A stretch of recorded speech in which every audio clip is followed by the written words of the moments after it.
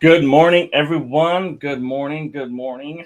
Welcome to Passion, Purpose, and Possibilities, where we talk about living your passion, fulfilling your purpose, and exploring those possibilities. Hope you're doing well on this fabulous Friday morning. I know I am. I know it's going to be a great day. Do you want to know how I know? Because I said it is. Because I'm going to make it a great day. So, thank you for being here. Again, brought to you by Kenny Ingersoll TVs. Go check it out, kennyingersolltv.weebly.com. So, again, as always, we're doing a book giveaway. This will be our last week. So, if you haven't registered or signed up, please go to ingersollenterprises.weebly.com/giveaway. There are now 5 books. It'll be updated on the website. It shows 4, but it'll be updated to show all 5 books that you could possibly receive. So, excuse me. So yeah, go check it out. Go sign up. Go sign up your friend. Go sign up your brother. Go sign up your cousin. Go sign up your mailman. Anyone you feel deserves a book, could use a book, loves reading, doesn't love reading, whatever. So,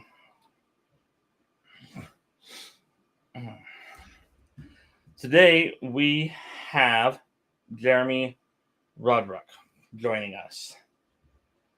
So we're going to bring him on in just a second. So he's best-selling author, Kung Fu master, Pan American champion, former member of the military, former corporate drone, and former factory worker. Jeremy has been through many seasons and adventures in life. He's a speaker, author, teacher, consultant to men who lead businesses, helping them win in business and create a lasting legacy with their families. I'm excited to get to it. So without further ado, let us bring on Jeremy. What up? Hey, Jeremy, how are ya? I am doing fantastic, Mr. Kenny, and I heard you're doing amazing because you decide that you are, which I love. Exactly right. Absolutely. It wasn't always the case, but it is now, and I love it. Yeah, it's all BS. Belief systems, right? We get to choose what we absolutely. believe. We just got to reinforce those beliefs. So let's start with you. Kung Fu master, Pan American champion. One I love is former corporate drone. I used to say wage slave, but people got a little offended by that, so I just went with drone, like bees. Yeah, I like robot, but so yeah, let's start. How did you get into all those? How did you transition? What is more of your story? Who is Jeremy Roadruck? Well, thank you for asking. I had a long, circuitous route to get where I am now. And it started honestly with a childhood that had abuse in 2 different continents. And that took me sideways at a very, very young age. I started my existential crisis. Why are we here? What's our fate? What's our purpose? Why do people say one thing? They mean a second thing. They do a third thing. And I didn't know who I could trust. I couldn't trust adults because I was abused by an adult. I couldn't trust kids because I was abused by kids. So that left me in a very, very isolated place with a lot of anger and a lot of fear and scarcity. And so, back against the wall, I'm 7 years old, I'm playing tic-tac-toe, and a part of me believes if I lose, I'm going to die. That brings a lot of intensity. And I realized very quickly I was mismatching because other kids are recoiling from me because I'm like just so much intensity when I compete. So that's not healthy. And I learned to kind of dial it back. I'm going to be a chameleon. I'm going to be a mimic. I'm going to hide until I can figure out what this thing called life is. And that took me on a very, very long journey. And I was a very smart kid, very observant, got kicked out of the gifted in math program, gifted reading program in middle school because I didn't follow the structure they gave me. And when I challenged it, they couldn't give me anything other than because we say so, shut up and do it. And that has never been the right answer for me ever. if you ever want to get my compliance, shut up and do it because we say so is exactly the wrong thing to say. And so it put me in a very difficult place. And who can I trust? Who can I respect? Who can I this, that, and the other? So I did it all myself. I went and I was reading and doing cross-cultural religious studies by 12. And I really gravitated to kind of the Asian model, Buddhism, Taoism, the nature of things. And that drove me towards martial arts. I started when I was 20. And martial arts was a beautiful experience because I was very intellectually dominant. I had a lot of awareness, a lot of knowledge, no fear of saying what I thought. But it doesn't matter what your opinion is. When you've got a room full of people that can kick your butt every which way from Sunday, they don't care what you say, put your hands up, throw a punch. It's like, oh, what a great reality check. And so I had Kung Fu brothers that just beat the crap out of me because how I presented wasn't who I was. And they would beat me and knock me down and kick me and punch me and throw me and all these things. And I would be like, cool, do it again. How'd you do that? What did I do wrong? And they realized who I actually was not this arrogant, defensive, intellectually in his head person all the time. I was something more than that. And that martial arts was the way for me to get my body, my mind, my emotions to really start to play together. And my tension went down, my confidence went up, my ability to communicate to people went up. And it really did a lot to help integrate who and what I was. And, I was training 7 days a week. By my third month, I worked in a sandpaper factory at the time. And so I would work 7 a.m. to like 4 p.m., go do Kung Fu stuff until like 10 or 11 at night, go to my teacher's house sometimes until 2 a.m, get back to my parents' house where I was staying, get cleaned up, go to bed, get up, go to the factory, just rinse and repeat. So I was training 7 days a week for years, about 15 years. And then one day I realized, my life is kind of out of balance. For all the balance we talk about in martial arts. If you don't go to where I work, when I worked outside of the martial arts and you didn't come to martial arts, I had no idea who you were because that's all I did. Was I was work and train and compete and teach. And those are the 4 boxes of my life. And so like, oh, I need to expand. And so that began me another series of growth in my mid-30s to start expanding and getting out in the world. And since that time, I've now written, the only parenting book with a money-back guarantee. I have been coaching families and kids. Men who own businesses is where I've specialized for about 26 years. And I love it. It's all about the martial art model, energy, occupying space, moving forward through time. That's what we are. That's what a fight is. It's 2 different people, 2 different sets of principles crashing, it's energy being expressed. How can we turn that from disharmony back to harmony? And so that model kind of carries over into everything in life. So when people are having impact, friction, difficulty, challenge, it's like, cool. What an opportunity to learn and take that piece out, not run away from it, but go into it. And then we can integrate it. And now it no longer has control. And you can continue to grow and move up the mountain in life. So that's kind of where I'm at now. I love it. A lot of backstory, a lot of things that, in some respects, I'm familiar with. Some of the experiences, and then so it's relatable, and I love that, and I love how you pointed out how you can make that shift and turn that obstacle into an opportunity. Mm-hmm. Because again, it's how a lot of how we're raised and what we're believed and what's instilled in us and everything. It's an obstacle. There's no way around it. I'm stuck with it, or I'll never get past it, or this is just who I am. But Right. when you change that belief system, when you believe that you can change that belief system, you got to start to believe that to even begin that. Then you can really turn those obstacles into an opportunity. And what a powerhouse you become when you do that. Like when the light bulb kicks on, it's like Popeye when he eats his spinach. Exactly. It's nothing can stop him after that. It's because that's his belief system. If you think about it, the spinach, if he eats spinach, he's invincible. What Right. is your spinach? What do you Exactly. believe will make you invincible? Or what do you believe is your kryptonite for Superman? Mm-hmm. Yeah, because once you adopt that belief system, like the stories we tell, all stories are true. Some of them actually happened.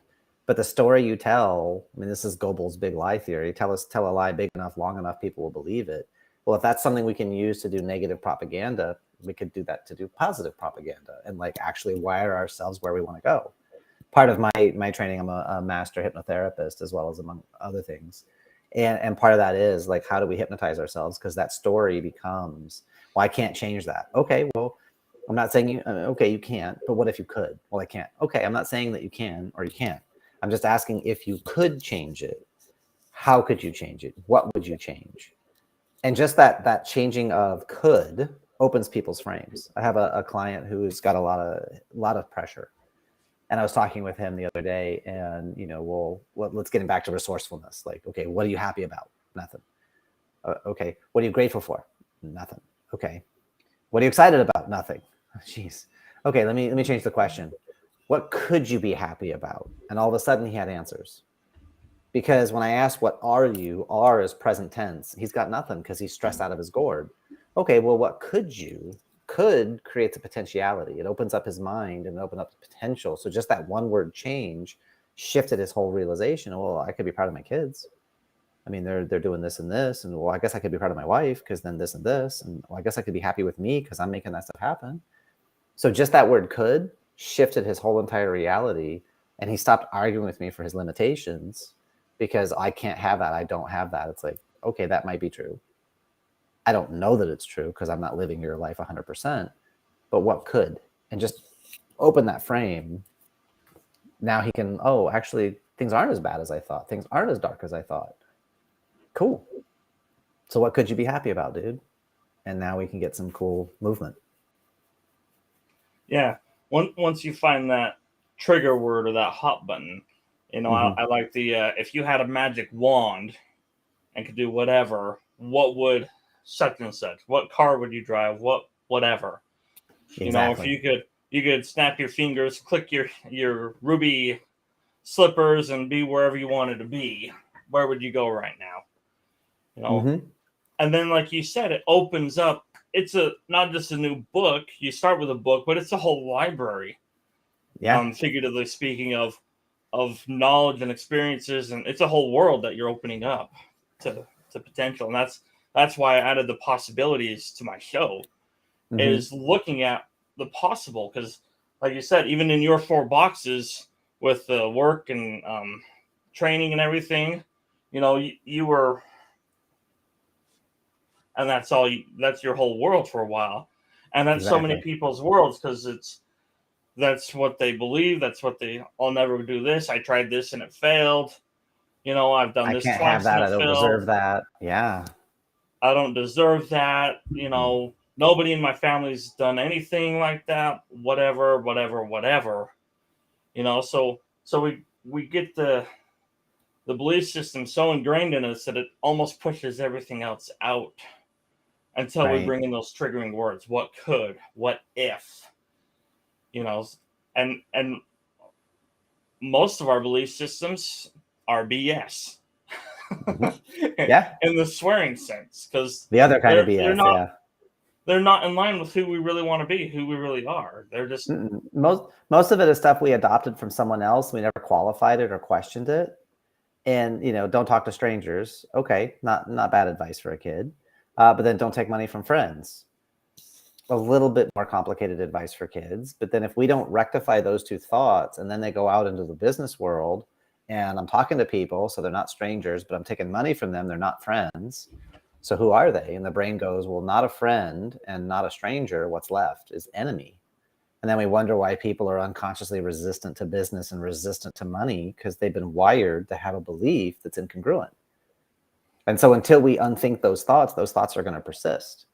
And so if you want to be successful in business, you got to realize, like, strangers are just friends you haven't met, and strangers have all the cool stuff you want, because you don't have time to invent. I don't have time to invent and manufacture a G6 airplane, but I could go buy one if I had the cash. So, like, strangers have all the cool stuff. They're just friends you haven't met. And once you loosen those frames of reference or those belief systems, business starts to get easier. Things start to flow because we're not so tense and unconsciously pressured. Exactly. And that brings up, we could narrow this down to several, but like money, we put so much value on money that it hinders us. Mm-hmm.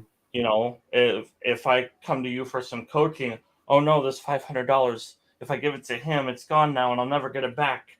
You know, and Right. we value the $500 far more than the value of the coaching or the product or the service or whatever we receive in exchange for that money. Mm-hmm. And if you allow that to keep hindering you, it's never going to do you any good. It's going to, I think of it like a tool in my toolbox. It just sits there. It's a tool. It helps me get a job done. I use that to get a job done. Money is a tool to Yeah, get. I did it. Well, I did a clip on TikTok and I said money doesn't solve your problems. And then a bunch of people get mad at me. And I was like, obviously you don't have much money because money only amplifies who and what you are. If you're having relationship troubles with your significant other and you're making $50,000 a year, if we put a zero behind that, now you're making 500,000 a year, your problems don't magically disappear. The tension, the resentment, who you are when you go to bed at night is still the same person. You just got a bigger zero, so you got more money to create a bigger problem because the stuff between the two of you is not resolved. Money just amplifies it, magnifies it, it speeds up. It doesn't solve anything. And people get into that trap, unfortunately, and they think, well, no, if I just had this, if I could just pay this, then we wouldn't. And it's like, I got friends and clients in huge net worths that are still struggling with things. I just had a conversation with somebody, 200K a month, and he's like, I'm the same guy with the same fears as I was at 87,000 a month, as at $800 a month. Like I as a person have to grow. The money is just something. It's another skill set, and it's a difficult conversation for people to have because they put so much energy into money. And well, when I have this, some magical number, that will be security. And it's like, well, you could always lose it all. So the number is not security. The resourcefulness in your head, in your heart, your network, who you're connected to, who you serve, the value you add, that is massive. Money is just symptomatic. It's just a trailing indicator of what you're doing in the world and the impact you're making. If you want to make more money, make more of an impact, serve more people, add more value, connect more people together, and the money will follow. But, well, I need the money first and then I'll do the thing. Okay, you're going to be suffering for a long time. You're struggling for a long time. Yeah, it's it's who you become through that process and stuff. Like you said, a person with 800 a month is the same person with 800K in some areas of their life. In others they might grow and stuff. But where do you value money? Because if you're still valuing money above what it's used for, you got problems. then yeah, you got problems. And then again, that goes back to that belief system. It's all belief system, and also another thing that a lot of people get stuck in is, what will others think, or this is what society does, or this is what they say we should do. The experts, the gurus, right? And if you are in line with the guru and stuff, I'm certainly not knocking that, but I'm like, they're not living my life. Correct. They can help me get to where they are if that's where I need to go, but I have different goals and stuff, and if it's valuable enough to me, then it's worth the money. Exactly. I'll spend twice as much on a ticket to an amusement park than normal cost, but it's still worth the value because of the experience and the fun I had taking my family there. Exactly. And one of the big things that I've had to struggle with, is do it yourself and save some money. There's a lot of the do it yourself, and I still do stuff myself and whatnot, and I'm there's a time and a place for it, I believe. But if I'm working at my business, let's throw out a number, making $200 an hour, is it worth me going to mow my lawn and saving that $50? Spending Right. an hour mowing my lawn, saving $50. But I used to focus so much on that $50 and trying to save it. This is mine. Yep. That I didn't see the value of the time it freed up doing what I'm good at, what I love, what I get more fulfillment out of. Exactly. Yeah, we call that stepping over dollars to pick up pennies. Yeah, exactly. You know, and you're not just stepping. A lot of times you're tripping over, Yeah, or you're that's very bumbling true. over, or because you're so caught up on the dollar, Mm-hmm. or whatever that is for you. Yeah, it's all about if you can figure out your zone of genius and where you add the most impact and most value. Once you know what that is, everything else that gets in the way of that, you need to delegate or hire. I've got a friend of mine, and he just buys marketing companies when he realizes, or he'll go get TikTok channels, YouTube channels, they're for sale. And he's like, he goes and finds where the brokers are, and I want to enter this market. I'm just going to buy a couple of channels and put content in where there's go buy the momentum versus build it from scratch all by yourself. And he's done that too, but it was in things that he was passionate about. And he wants to go, into a different, I'm going to slide horizontal into a new market. Let me just go get the momentum, because the amount of time I'm going to waste figuring it out on my own when I can just hire somebody in who has more expertise. It's like doing, as a business person, trying to do your own Facebook ads. Facebook changes their algorithm almost at least quarterly, but they're always tweaking and tuning and adapting. And so if your zone is serving people, then geeking out on the tech for how to keep your Facebook ads relevant, like, you're shooting yourself in the foot. Hire that, because the amount of money and time and headache you're going to waste learning it, you're not in your skill zone, you're not in your gift zone. You're disrespecting who and what you are and the capabilities you have, because, well, I got to save a couple of bucks. It's like, no, vet the people you're hiring, of course, but if you could pay them, for every dollar I pay them, I get multiples back. Well, how quickly can I get them $10,000? Because if I'm making $5 on every dollar I spend, I give them 10, I make 50. Cool, let's do that every month. And now you're sitting on pretty healthy business. You do 600K a year, that's not too shabby. But it takes a certain mindset, and that's one of the mantras. I love numbers and numbers love me, versus, oh, I hate math. Math is stupid. I hate doing math. I hate having to think about this stuff. Well, if that's limiting you and it's holding you back because you're scared or overwhelmed or overloaded, is that a useful belief system to adopt, or could we change that?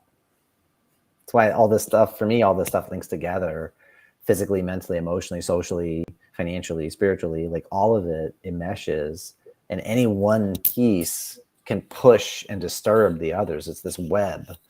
And how are we pushing and pulling? How are we calibrating? I don't do fault, blame, guilt, shame. I don't make people wrong. I don't judge. I just evaluate. I'm sure you and I do the same with what is it you want to achieve. Use the magic wand. If you could have it all your way, what would it be? Let's write that down. Now, what's getting in the way? And then we can start to unpack that.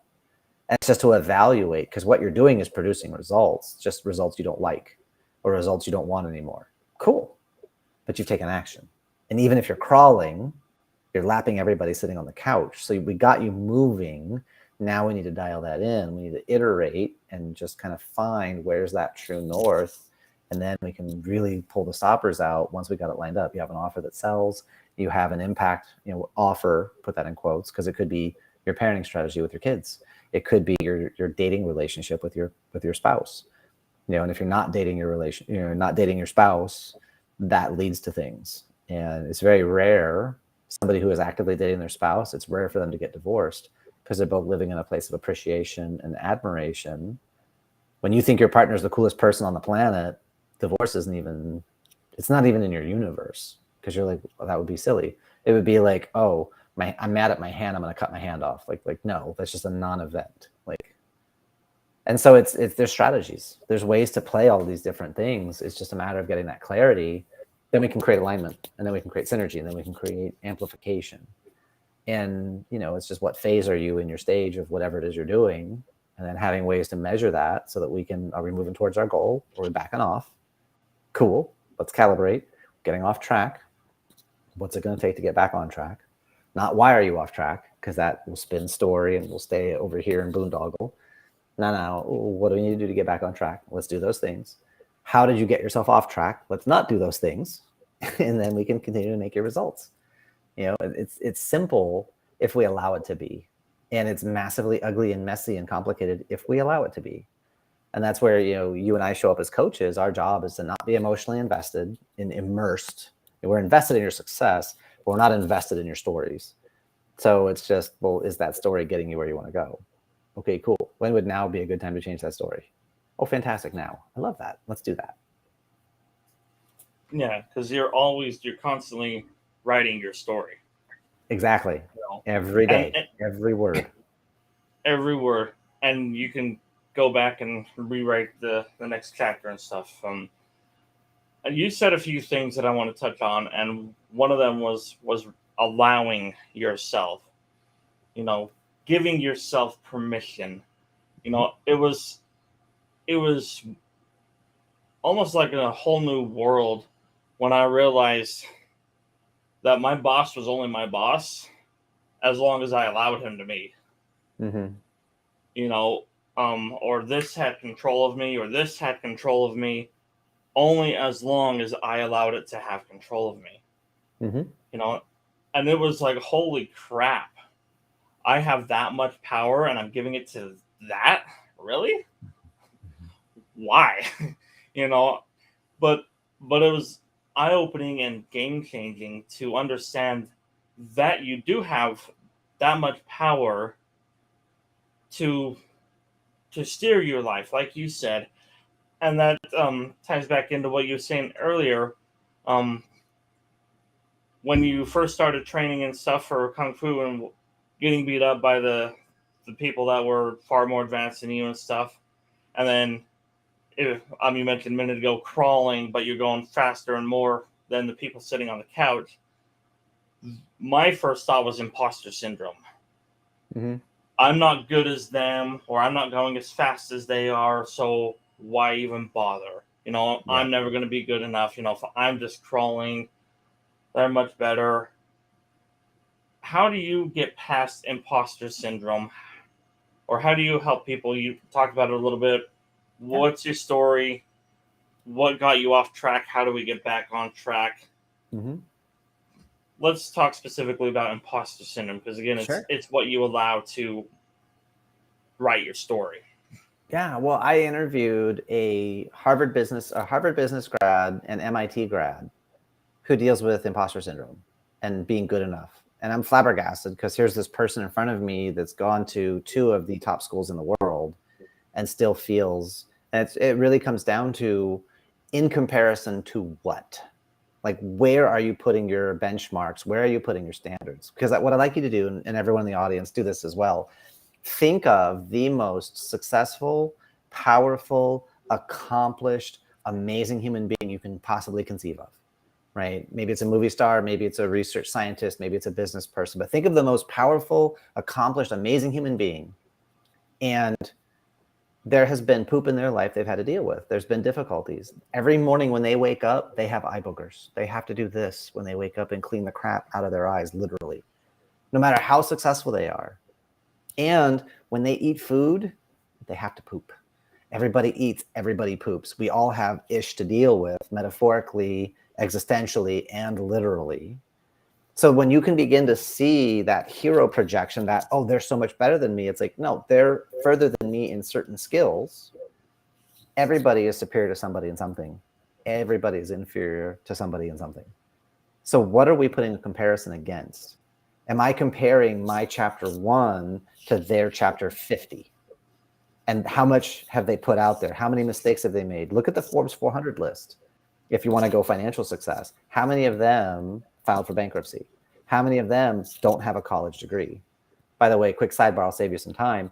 On average, not having a college degree and going into business is worth $2 billion more than having a college degree, because the college degree people earn a little bit less than the non-college degree on the Forbes 400 list. So that's a fun thing to think about and go, well, I don't have a degree, I can't, blah, blah, blah. That's not true, right? People that found multi-billion dollar companies, some of them dropped out of college and did XYZ. So what you need to do is feed your mind with references to people in similar situations than you, or who had it worse and managed to pull it out. Um, Colonel Sanders, he didn't invent Kentucky Fried Chicken until he was 64. He was living in his car. He only had one suit, and he went to over 1,000 different restaurants to try to convince them to use his technology to create fried chicken in moments instead of the time that it took. And he couldn't get anybody to invest in him, so he figured out a way. He got resourceful, he got creative to start it on his own at 64. Look at the impact of his brand worldwide. And he didn't make it start. He didn't do it. He was a quote unquote failure for so much of his life. No, he had a vision for himself and a desire, and he just kept plugging away until he got to something that lit up, and everything opened up for him. He didn't quit. So when we deal with that imposter syndrome, it really is a belief: I don't deserve to be, or I'm not qualified to be at whatever. And it's like, well, hold on, my friend. If you could produce that result, would you be qualified then? Well, yeah, I could. Okay, well then let's talk about it and focus on it now. You being that person, we're only telling the truth in advance. Keep doing what you're doing, keep believing what you're believing, keep taking these actions, and then a year, 3, 5, 10, 20, whatever time frame, at some point in your future, this will become true. Yes? They say yes. Fantastic. So we're just practicing that now, because if we practice it now, will it be harder to get there or easier? Easier. Okay, I agree with you. Let's do that then. And so we can shift the progression of time, shift our focus. Because if you wake up every day and go, man, I hate sales, I hate talking to people, and you want to be successful in business, that belief system is cutting yourself off at your legs. Versus you wake up every morning and the first thing out of your mouth is, man, another day to be alive, another opportunity to add value and be paid substantially well for it. Yes, I love this opportunity. If that's how you wake up, is success going to be a failure, a foe, or is success going to be a friend? And so we begin to play this game, because it's just how do you know you're a failure? How do you know you're an imposter? Somebody has to have something in their heart or their mind that they're holding on to. Cool. Let's start cracking on that, because that just, it's belief. It's ephemeral, right? Children aren't born as successes or failures. They're not born as businessmen. Baby comes out the chute, give them a little hat, give them a little briefcase, and go to work. Or, oh, you're going to be a doctor, give them a stethoscope and then go. Like, we have to be taught and trained and cultivated and grow. So I don't know what it means to be an imposter. I just know I'm taking action towards a worthy goal that's meaningful to me, and I'm going to get there, and I have belief in that. Cool. Different model. So that way it's just, you are where you are. And then we can sequence your success: crawling, walking, running, flying. Like, where are you in the journey? Are you first season, your second season, third season, fourth? Where are you at in terms of speed and momentum and power? Technical ability, you may be flying. Cool. What's your business skill? Oh, you're crawling. All right. Then let's do the crawling things. Then we can move to the walking, do the walking. Then we can move to the running. Then we can move to the flying. But I want to be up here. Okay, cool. Well, I don't know how to build the third story of the house without building the foundation, the first and the second story.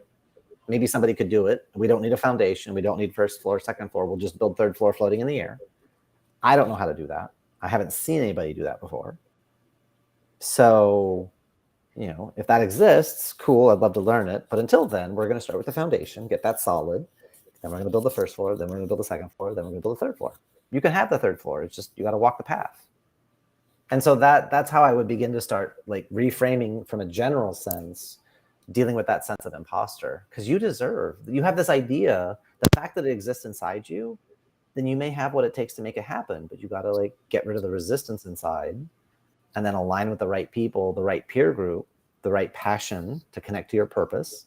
And then, we talk about possibilities, add in people. Get yourself in a network of people that are going to encourage you and amplify you and say, I love that, and not, you can't do that because you're too small, you're too old, you're too weak, you're too strong, you're too boy, you're too girl, you're too blah, blah, blah. Those are crabs in a bucket. Get rid of them, because they're just going to pull you down. Find the people that are going to propel you forward. And they're like, oh, I love that, and they amplify you. Then those are the people you should have on your team and in your network. I love that. And your network is really your net worth. And even if that's not necessarily monetary either, it's growth, it's mindset. And so many times, we compare our goals to their goals, or we think our goals should match their goals. They're like, oh, they're already there, but we fail to acknowledge that we're not even going there. Right. They're going over, they're going to Florida. You're going to California. Oh man, they beat me. I might as well stay home. You're not even going there. Exactly. You know? There's a story. Brendon Burchard runs Experts Academy, and Tony Robbins was there, and he invited him there. And Tony usually charges $1 million. He loved what Brandon was doing, wanted to come see it, so he came for free, delivered some content. At Experts Academy, Tony takes the stage and he says to the audience, "Don't be an expert at Experts Academy. Don't be an expert, because I speed read. I have a huge network. I have a whole team. I can go read the top 10, 20, 30 books in your industry. I can read them all in a month, and I will be a better expert than you in your industry and whatever it is you do. And I've got a machine behind you to bury you."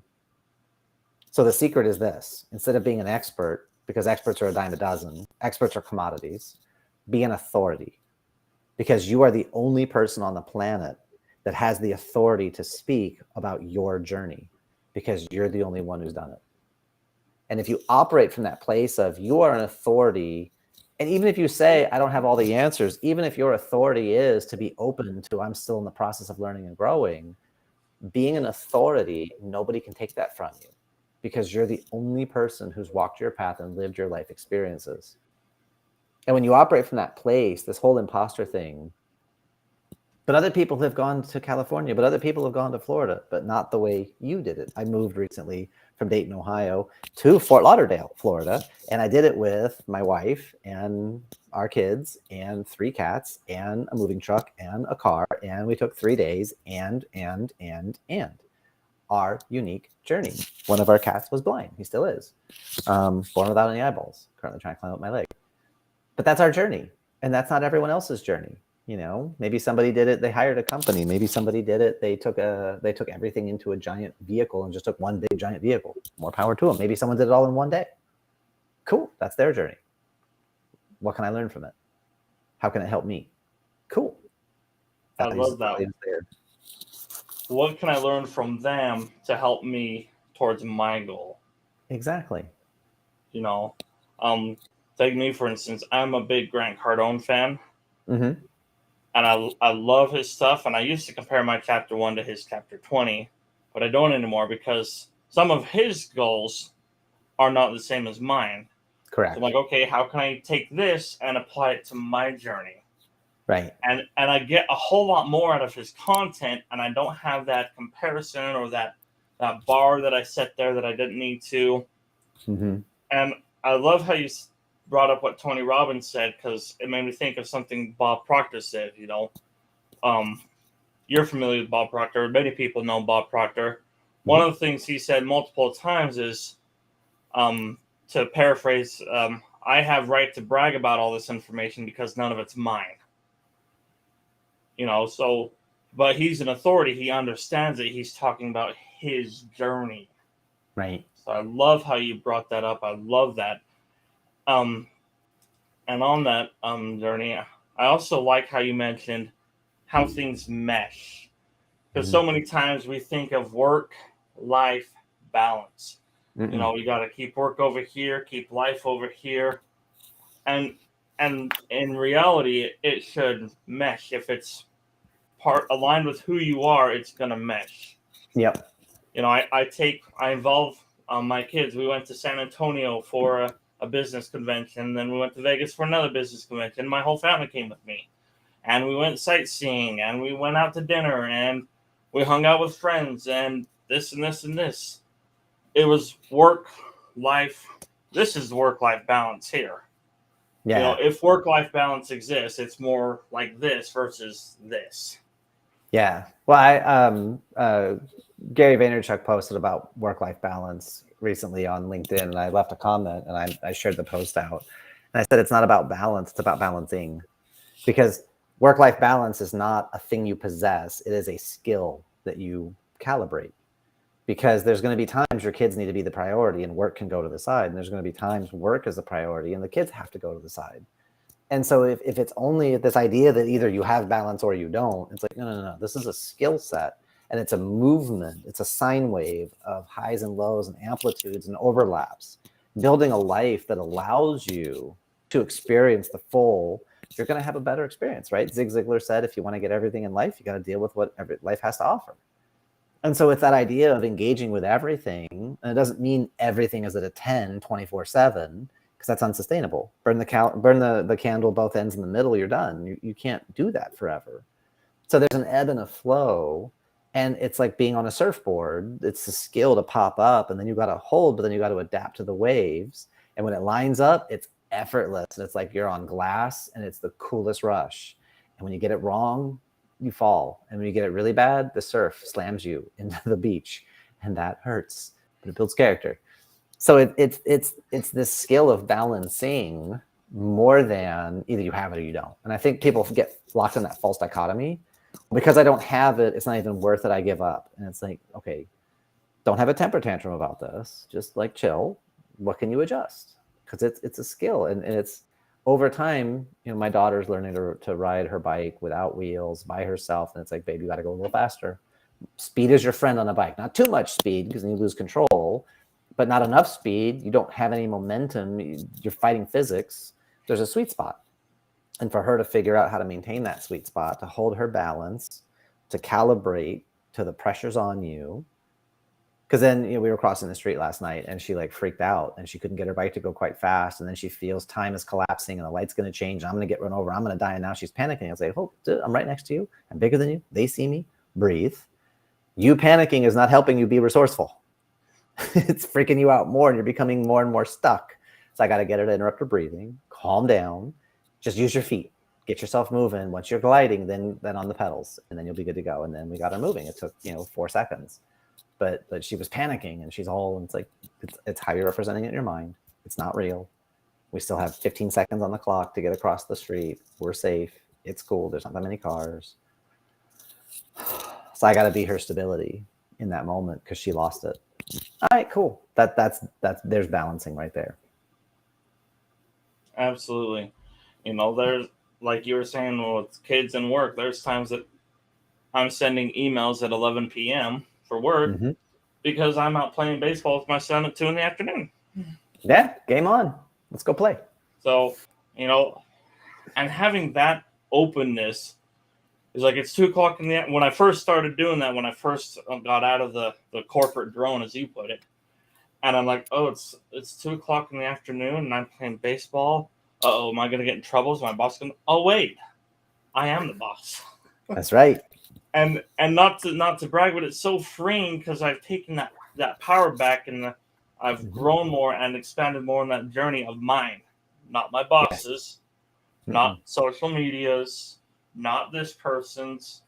I'm growing on my journey. And my journey is not the same as your journey. My journey is not the same as my brother's journey. My journey is not the same as my journey 3 years ago. And that's okay. Exactly. I love that. And when you talk about your significant other, it's okay. It's okay that goals are different and stuff. We think we have to stick with these goals because society and everybody else around us. And if we don't do it, we're going to fall apart, or nobody's going to like us, whatever. My wife likes some foods that I don't, and I like some foods that she doesn't. And it's okay. It works for us, because she'll eat the stuff that I don't like, and I'll eat the stuff that she doesn't like. And it balances. It's right. It connects. It's okay not to be exactly on the same path as everybody else.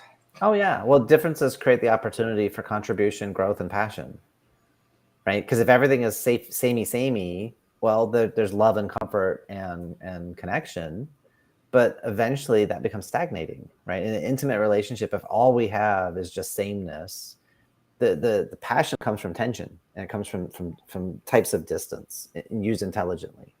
And so it's that spark between us, it's the gaps. And so if we both just completely fold into each other, that growth curve gets very difficult. But if we both have things we're interested in that are pulling us and pushing us in different ways, and then we can bring that back to share, the matching creates that love and comfort and connection. Then that difference creates opportunities for contribution and growth and passion. And so now it's a win-win. And being open to that, because then when you see people do stuff, sometimes you watch people do stuff and you're like, I don't know what they're thinking. There's no way in hell no way in heck I would ever do that. But then at the same time, you're like, what a great example. And so then we can release them to their journey and not like attack them in effigy and make them wrong because I'm not going to do that. They're wrong and they're idiots and da-da-da. It's like, no, let them go, because they're showing you exactly what you would never do. Cool. Now you know a boundary about yourself you may not have known before. And you can say thank you. And you can appreciate them for being authentically where they are on their journey and let that go, because their journey is their journey. And you guys are you connected for a moment.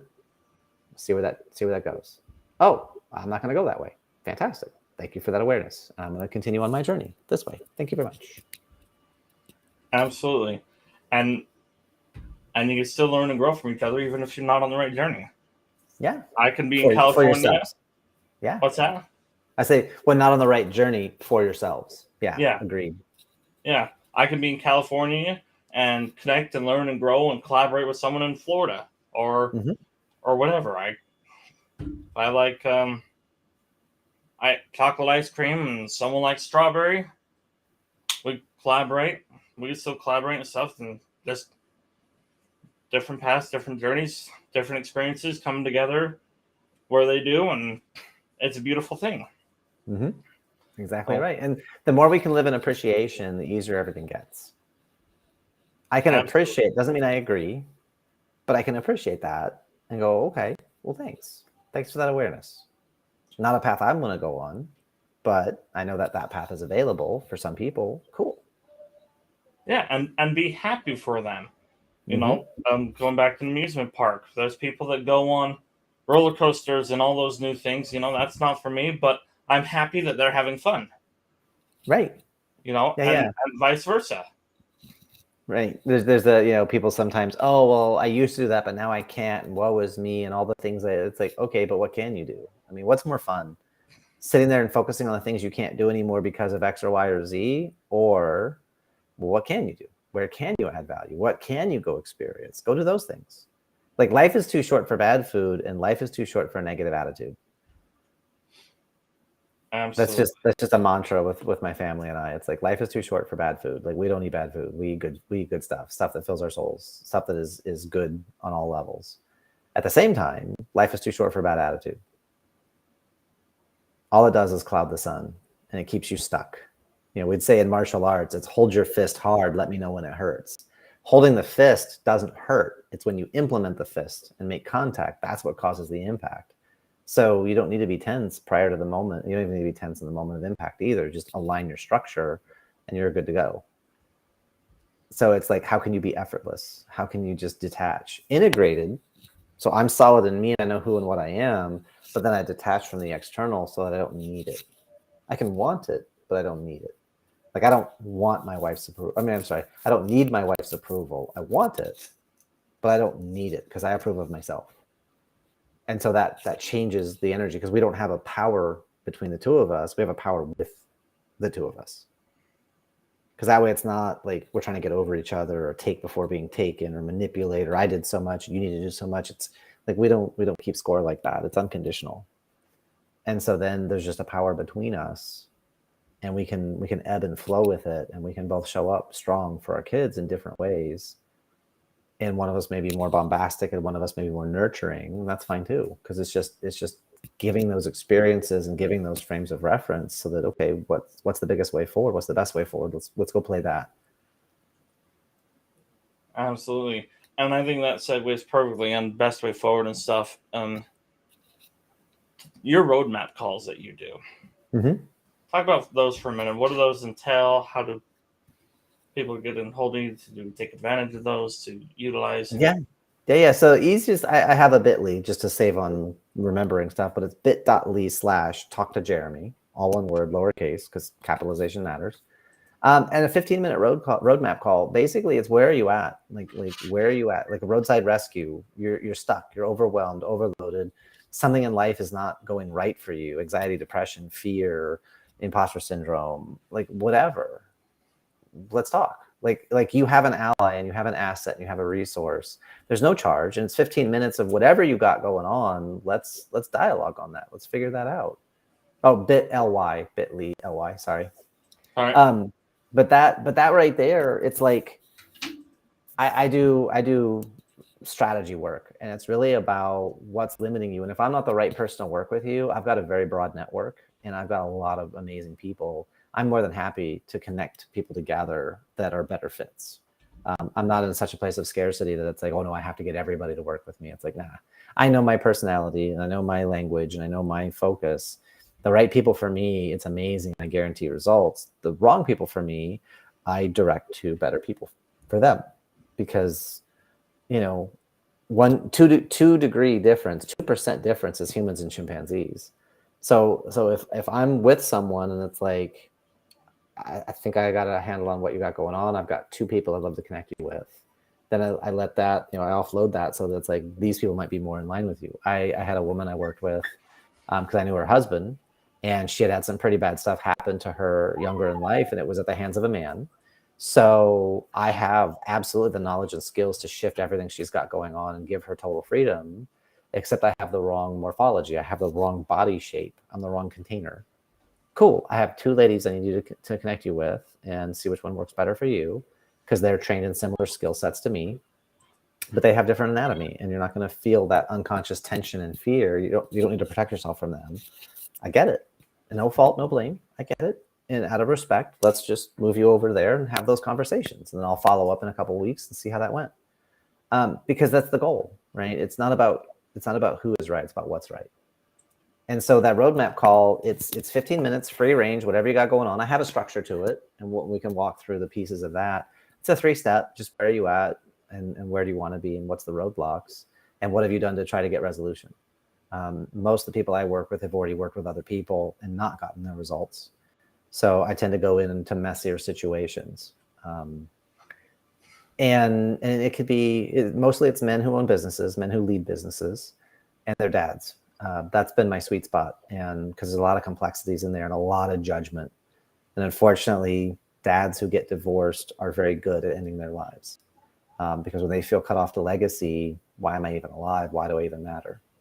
And that causes a lot of damage beyond them after the fact. And so if we can catch that earlier, I have a real big passion for working with dads and helping. I had a client, I just did a video yesterday, 6-year-old said he wanted to end himself at school. And so school had to institutionalize him, observation over the weekend. They had this whole process. And I'm talking to dad, and he's in tears, and he's scared that his son is ruined at 6 and his life is over. And it's like, no. I had clients up to 94 years old of learning new skills. Your son, that's not a big deal. And I told him it'd take us 6, maybe 9 months. It was 6 months, 4 days ago. And everything is different. His son's in a better school, happier. Mom, stepmom, they're more engaged. Like whole life is different, because dad started working with me and we pivoted where he was at and how he showed up. And now everything is different. And I did a whole thing on that yesterday. So that the roadmap is the opening door. Like, does it make sense? And then if it does, cool, we'll set a time, we'll go into an actual strategy call, and we'll pull out a bigger conversation, get to specifics so that I can measure success and I know what you want to achieve. Because I like to guarantee results, and I like to guarantee timeframes so that we can just pivot this stuff. And I've had clients 50 years of stuff that's been holding them down, and talk about imposter syndrome at 3 years old. My parents never wanted me. They wanted my sibling. I'm talking to a multimillionaire who's an author and made huge impact around the world, who loves and resents their brother because parents wanted him first. They didn't want me. And that's been the fear and the belief their whole life. Like, that breaks my heart that they live like that. Yeah, and unfortunately, there's so many of those kind of circumstances. But to your point, the help is out there, the resources.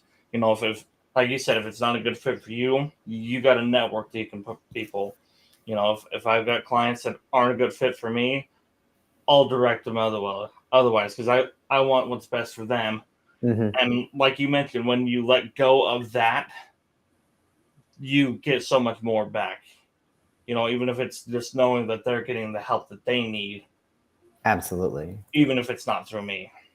But just reaching out and asking for help is huge. So thank you for that. And, thank you for being here. Thank you for sharing your experience, your journey, your roadmap, and your wisdom on here. So thank you for that. Everyone who's tuning in, thank you for taking the time to listen. And please make sure you reach out if you need anything. No question is dumb or silly or anything like Off that. limits. So, yeah, anytime we're here. And please remember to live your passion, fulfill your purpose, and explore those possibilities.